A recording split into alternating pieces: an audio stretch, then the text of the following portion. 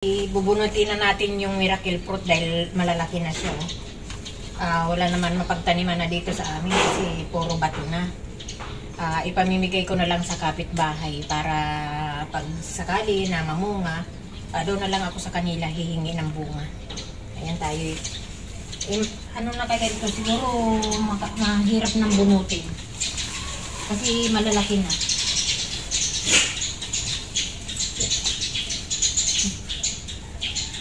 Ako, mahirap ng bunutin. Malalaki na siya kasi.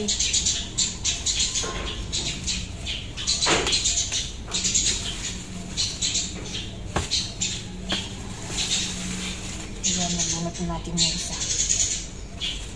Ang haba pala ng ano nito. Yung ano niya. Pinakaugat. Yun. Ang haba ng ugat.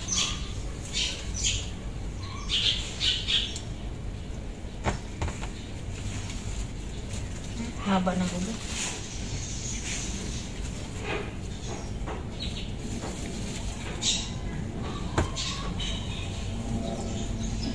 Ang haba ng ugat.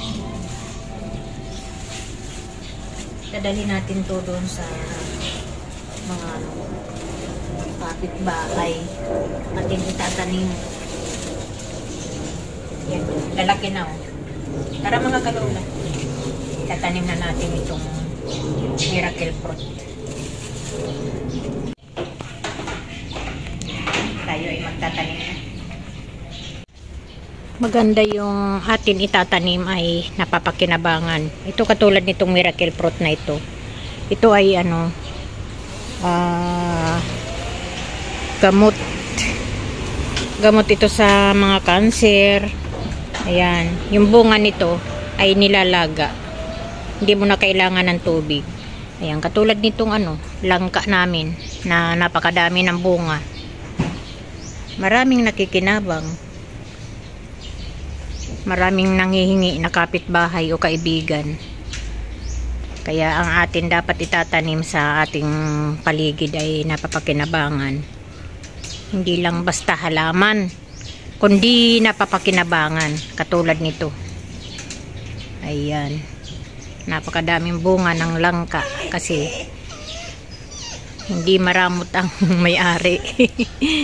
Pag may nanghihingi, binibigyan namin. Yan, daming bunga. Ayan, may kamyas na tinanim dito. Ayan, kamyas, malunggay, may mga talong. Ayan. Naglilinis sila dito.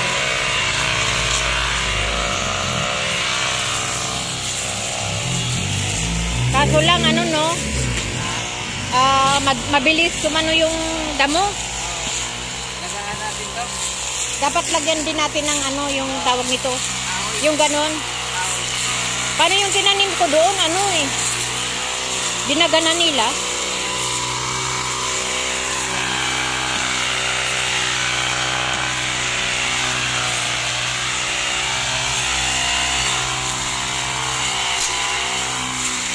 Nag-order lang kasi ako sa online yan. Tapos yung mga buto, tinanim ko. Oo, tapos ayan, nabuhay siya. Mga buto. Pwede nyo, nakatanim na din kayo. Anemi kasi ako. Tapos hindi ako masyado napagkakatulog. Ngayon, nung ininom ko yan, okay na. Tumataas na yung ano ko, yung dugo ko.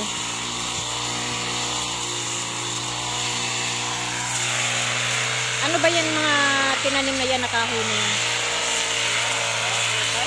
Apreta?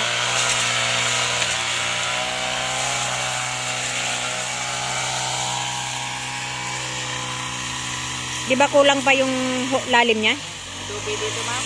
Ha? Adobe. Adobe? Ay, hindi maganda pala lupa. Pero, makalalim na din. Ganda yung lupa niya. Pero yan lang talaga ang lupa dito.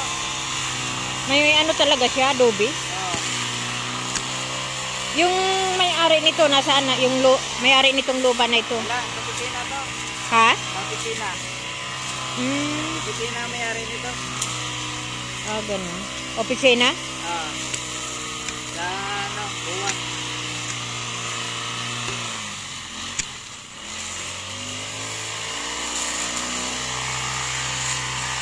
Paputulan mo nga ng ano. Ah, Paputulan mo nga para siya, ano. No? Oo. hindi mamatay. Hindi. Para siya hindi ganong tumaas. Para yung bunga niya, pag ganyan yung sanga. Ah. Katulad ng langka namin doon, ganyan, ginanya namin eh. Ah. Para siya hindi tumataas. Ay, hindi pala nakadala ng tubig, ano.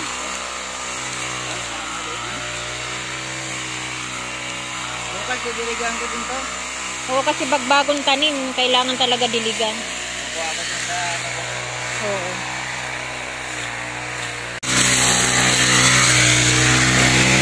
Pag hindi kasi ganong nalilinisan, mano din siya.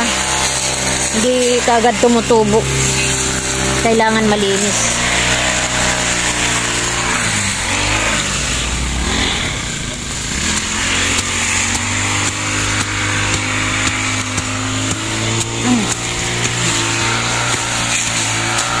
Lahat ng mga kasumbahan ko, binigyan ko eh. Eh, marami to.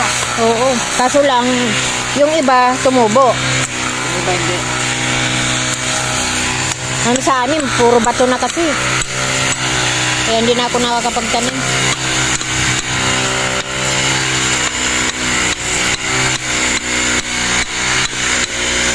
Yan, para hindi maabot.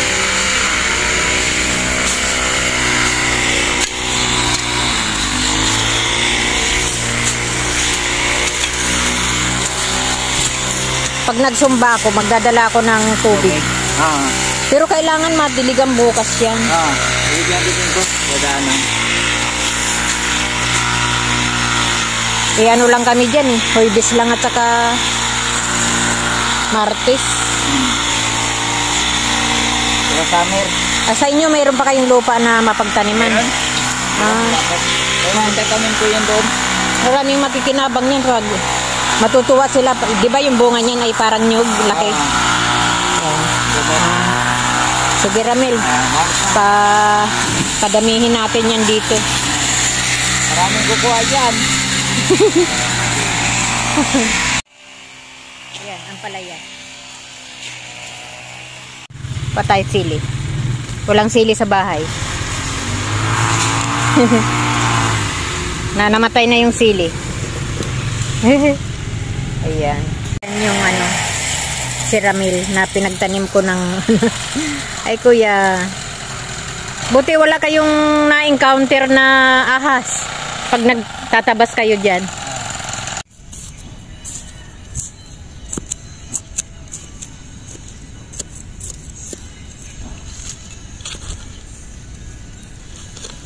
May adobe.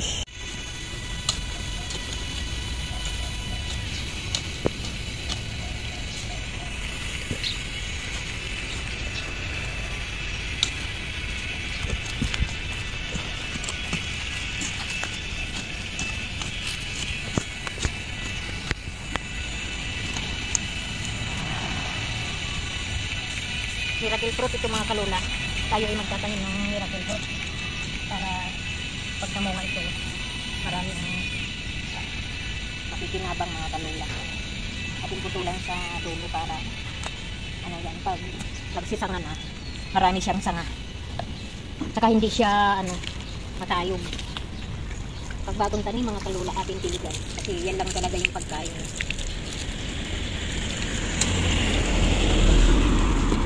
Ano kalaman yan, Nick?